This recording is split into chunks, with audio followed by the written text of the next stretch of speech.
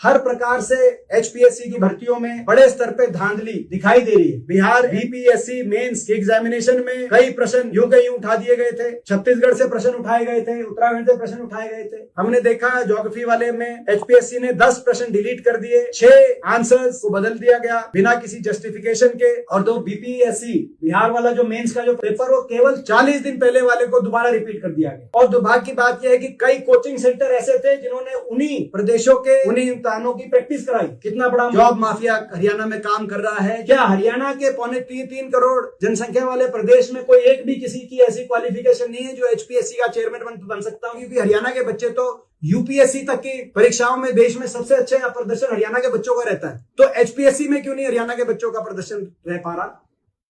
हरियाणा प्रदेश में होने वाली पब्लिक सर्विस कमीशन की जो भर्तियां हैं, आज उन भर्तियों को लेकर व्यापक रोष सभी हरियाणा के नौजवानों में कायम है।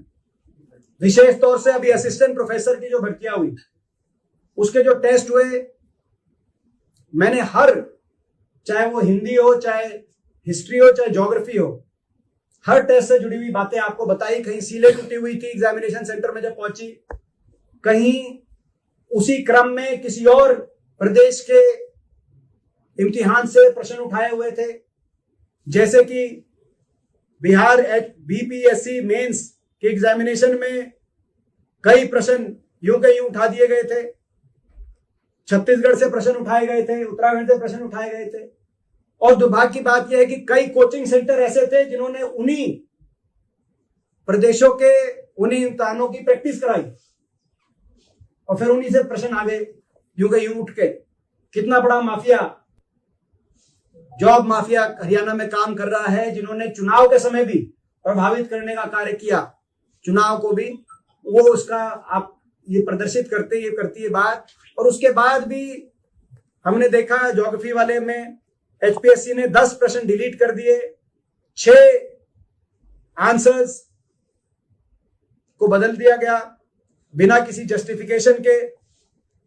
उसी के साथ साथ और दो बीपीएससी बिहार वाला जो मेंस का जो प्रश्न था, वो पेपर वो केवल 40 दिन पहले प्रश्न वो हुआ था, 40 दिन पहले वाले को दोबारा रिपीट कर दिया गया। और उसकी कईयों ने तैयारी करी, उस पर कई कोचिंग सेंटर ने तैयारी कराई और वो रिपीट कर दिया गया। इसी प्रकार से जो एक्सपर्ट कमेटी है उसका जो कंडक्ट है और एचपीएससी चेयरमैन का जो कंडक्ट है, उसको लेकर कोई संतुष्टि नहीं है। बड़ा बायस कंडक्ट सामने आ रहा है। और जो वेरिफिकेशन प्रोसेस है हरियाणा के अंदर, को हरियाणा का डोमिसाइल का कैंडिडेट है, उसकी डॉक्यूमेंट वेरिफिकेशन मेन से पहले तक ही उसकी परमिशन है, जबकि दूसरे प्रदेशों से कोई है तो उसकी एलिजिबिलिटी मेंस के बाद भी उसको एलिजिबल अपने करने के लिए परमिशन मिल रही है बच्चों को। हर प्रकार से एचपीएससी की भर्तियों में बड़े स्तर पे धांधली दिखाई दे रही है। और उससे भी ज्यादा एक और बात जो लगातार मैं उठाता रहा हूं पिछले कई वर्षों से, एचपीएससी के माध्यम से होने वाली जितनी भी लिस्टें हैं उसमें हरियाणा के छात्रों की सिलेक्शन कम है और हरियाणा से बाहर के छात्रों की सिलेक्शन ज्यादा है। कई तो ऐसे रिजल्ट आए जहां 75% तक बाहर के पात्र जो सिलेक्शन उनका हुआ, कई ऐसी भी लिस्ट आई 75% तक। और हर लिस्ट में ये एक ही ट्रेंड देखा जा रहा है।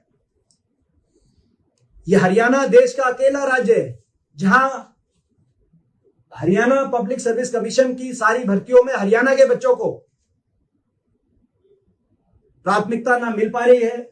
पहले जीके होता था हरियाणा का, वो हटा दिया गया। डोमिसाइल की कंडीशन होती थी, वो रिलैक्स कर दी गई। 20 साल की डोमिसाइल की होती थी, 5 साल पहले आए। और रिजल्ट्स जितने आ रहे हैं उसमें बाहर के, जबकि हरियाणा के बच्चे, कोई अगर कहे कोई असिस्टेंट प्रोफेसर की जॉब के लिए जो एक लिस्ट आई थी जिसमें 120 लगभग में से 100 बाहर के थे, एक एसडीओ की लिस्ट आई थी 99 में से 77 बाहर के थे।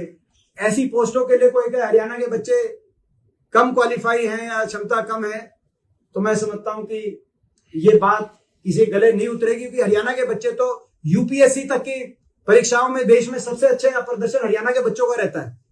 तो एचपीएससी में क्यों नहीं हरियाणा के बच्चों का प्रदर्शन रह पा रहा? ये एक बहुत ही बड़े सवाल खड़े करती है। हमारी मांग पहले से चली आ रही है कि अभी असिस्टेंट प्रोफेसर की जो ये भर्तियां हैं, इनके एग्जाम दोबारा लिए जाएं, भर्तियां कैंसिल करके दोबारा से निष्पक्षता से, ताकि सभी की पूरी तरह संतुष्टि हो। एचपीएससी की जो कार्य प्रणाली है उसको देखते हुए एचपीएससी को तुरंत भंग किया जाए, चेयरमैन का तुरंत इस्तीफा कराया जाए, उसको बर्खास्त कराया जाए, और हरियाणा के अंदर कोई हरियाणा मूल का व्यक्ति ही चेयरमैन बने, को हरियाणवी चेयरमैन बने। क्या हरियाणा के 3.25 करोड़ जनसंख्या वाले प्रदेश में कोई एक भी किसी की ऐसी क्वालिफिकेशन नहीं है जो एचपीएससी का चेयरमैन बन सकता हो? क्या किसी और प्रदेश में, देश में किसी और कोई प्रदेश ऐसा है जिसने अपने प्रदेश से बाहर का चेयरमैन बनाया हो? इसीलिए ये मांगे हैं। इन मांगों को लेकर हम लगातार आपके माध्यम से भी इन मांगों को रखते आए हैं, उठाते रहे हैं और उठाते रहेंगे।